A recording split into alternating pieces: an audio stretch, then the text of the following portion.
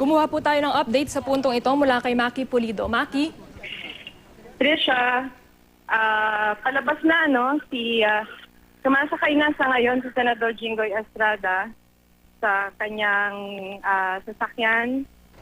Naging emosyonal kanina, nakita niya naman siguro na it was very emotional na pagkakahiwalay nila ay paglabas ng kanilang bahay. Ang kasama kanina ay yung mga nakatatanda niyang anak. At it was very emotional for him dahil nag-iiyakan talaga yung buong magpamilya. Actually, bumaba siya mula sa kanyang kwarto na yung kanyang mga mata. At na, ang isip, kasi matanong kanya, gusto mo talagang iyakan talaga. So, sa ngayon, yung mga staff ay ready na sumuli. Ang senador. At ang punta ngayon ay sa Polk Street. At mula doon ang kanina at isang pagkakasabi ay didiretso ng Camp Crame. So maliit na short convoy lang to.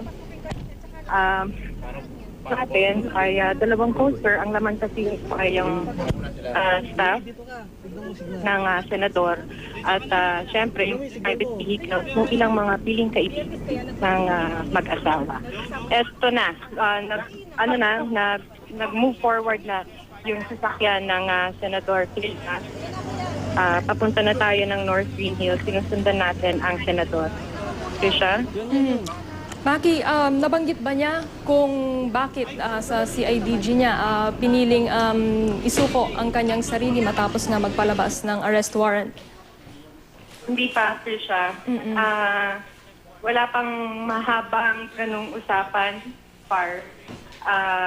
Basta ang nabanggit lang niya, hindi na niya kailangan pagpupunta ng Sandigan Bayan at didiretso muna sa Campo Crame. Pero ang pagkakasabi sa atin prior to this ay nagkaroon naman na ng parang informal talk kung sakaling may lumabas na warrant of arrest ay talagang diretso siya sa Camp Crame para sumuko. Maraming salamat sa iyo, Maki Pulido.